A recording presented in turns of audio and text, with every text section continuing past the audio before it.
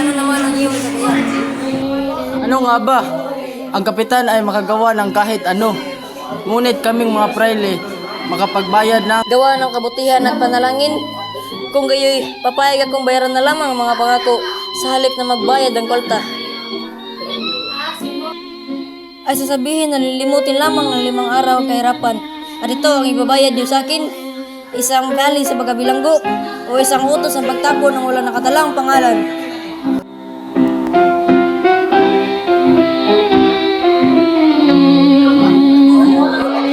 Kapitan!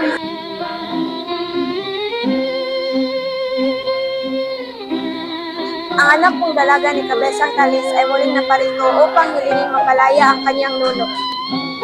Gorgeous, hindi na ba ako makapananahirin ng mayapa? 3 araw na nang siya'y narito. Kawawa naman. O sige, palayain ng matanda, hindi nila masasabing na hindi ako marunong maawa.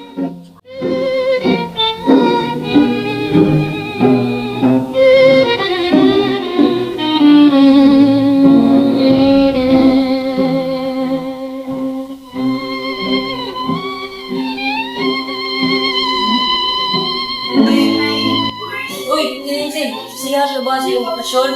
Oo naman ikaw. Sobra siya, nibitahan ako ni Padre Camora. Nakilala namin ang masungit pero magandang kasintahan ni Basilio. Isang gabi, pinalo niya ang galawang ng haharana. At balang araw, may mangyayari rin sa kanya. Ha ha ha ha. Tingnan mo, ang ganda talaga ni Paulita.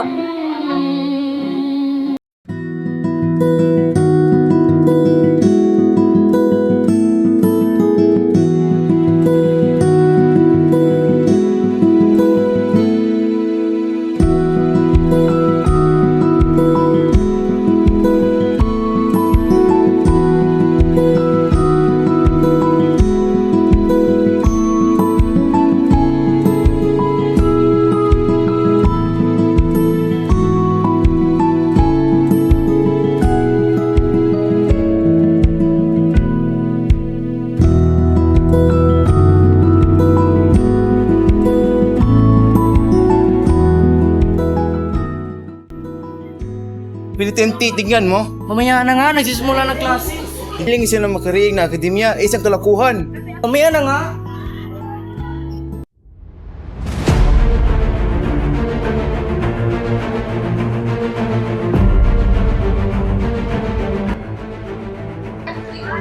Hoy, Antukin! Ano ba? Alam mo ba, leksyon? Sige, Juanito, sagutin mo ang tanong ko. Ang nasa likuran ba ay makapagbago sa harapan? Presido, tulungan mo ako. Aray! Napakahayop mo! Ikaw! Hindi kita tinatanong, ngunit ang ingay mo. Ngayon, iligtas mo ang iyong sarili.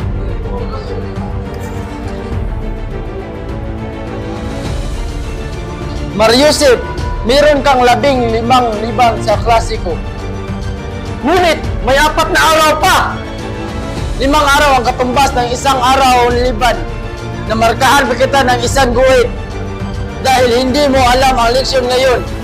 Sige, Padre, ilagay mo lahat ng guhit ang gusto mo at hindi na ako bumalik sa klaseng ito!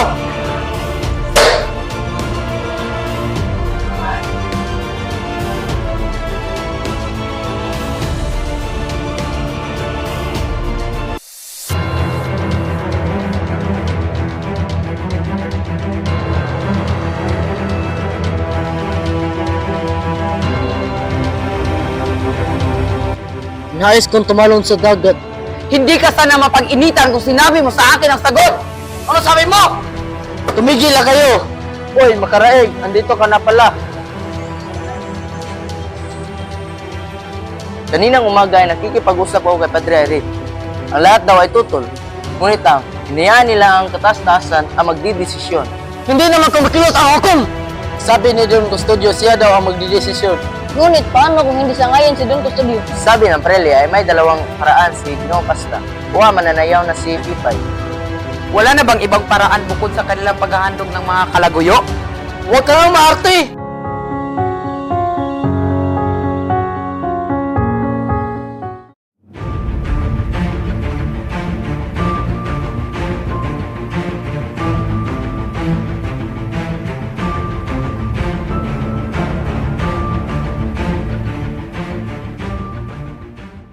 Ginoong Pasta. O isagani, Naiso, mahinga ang tulong ang mga estudyante sa inyo dahil maniwala kami sa inyo. ayokong makialam sa mga usap-usapan. Hindi namin hangad na ilagay ka sa kagipitan. Isa lang ang aming layunin.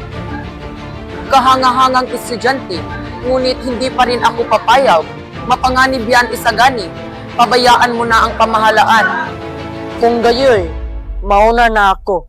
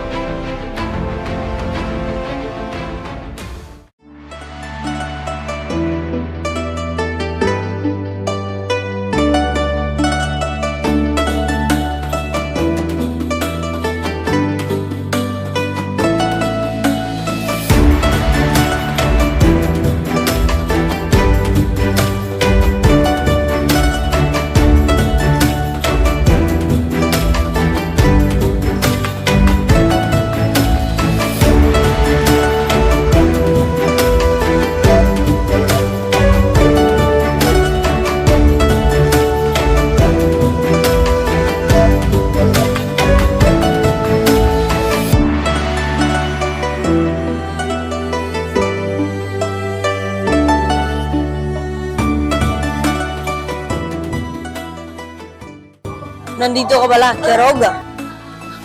Ginoong Simon, ako'y lugi, ako'y bagsak. Ipagtanggol kita mula sa mga opisyal at ibang mga gulo sa iyo, idaan mo na lang sa akin. At siya nga pala, Keroga, may papasok akong ilang kagamitan at baril. Dito mo ito itatago. Ngunit, mapanganib yan. Ako na ang bahala. Naintindihan mo ba? O siya, sige.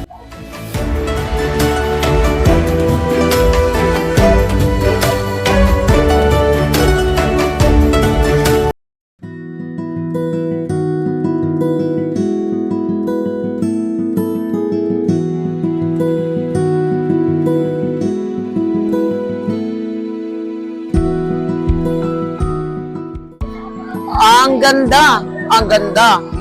Ang nobyo pala niya ay ang kagalit kong estudyante. Nasaan si Simon? Putris, napakakuripot ni Simon at takot niyang pagbayarin sa tanghala ni Mr. Leeds. Makilala niya at tawang katayan. Lamang ang ulong pagayabang ni Mr. Leeds.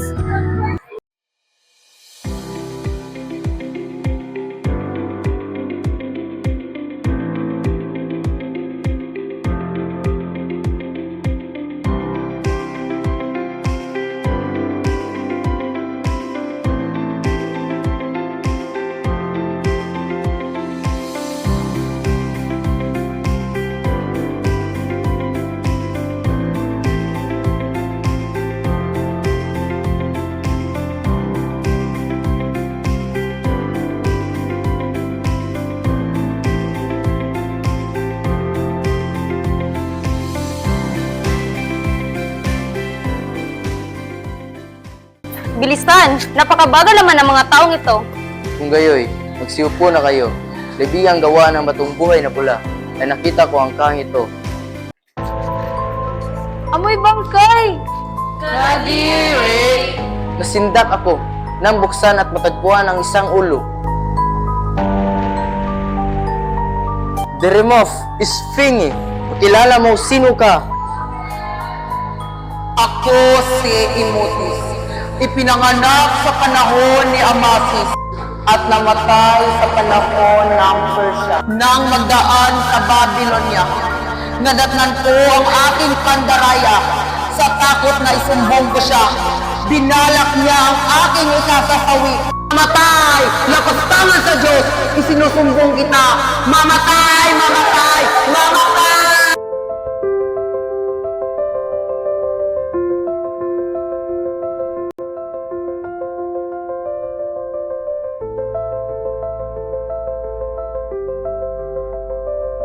Ina, hindi ko na talaga kaya.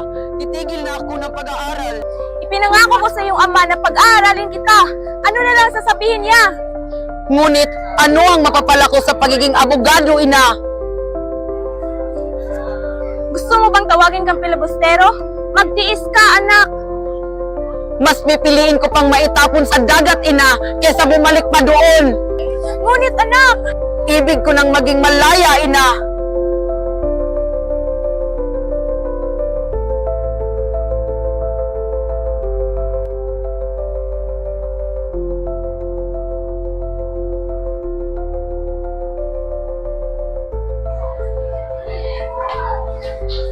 Ginoong Simon, matutulungan mo ba akong makarating sa Hong Kong?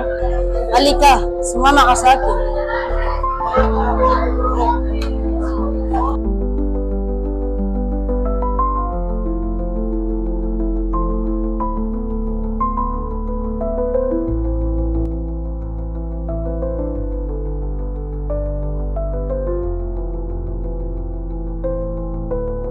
Nasaan na ang pulbura? Nasa mga sako ng Ginoo. At ang bomba? Huwag ka mag-alala, handa na ang lahat. Mabuti, lumakad na kayo ngayong gabi. Sabihin sa tiniente. Tales, ang sagot. May nangyayari na ba? Sa loob ng linggo. Hindi pa handa ang diskreto. Akala ko sa kwarismo. Hindi na natin ipapaligman pa. Baka patay na si Maria Clara.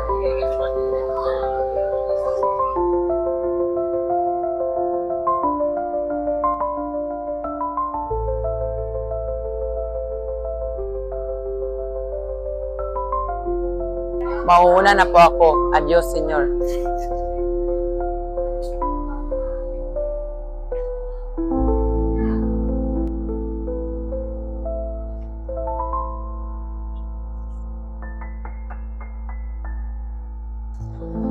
Ilang sandali na lang, magkikita na tayo. Himagsikan ang naglayo sa atin, at siya ring maglapit sa atin. Hindi na ako uurong pa.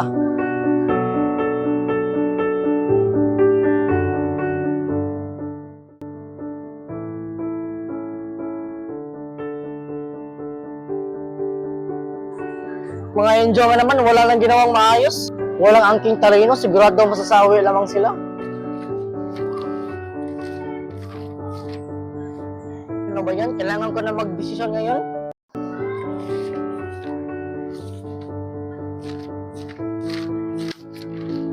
Ang galing ko talaga. Natapos ko na aking pagpapasya.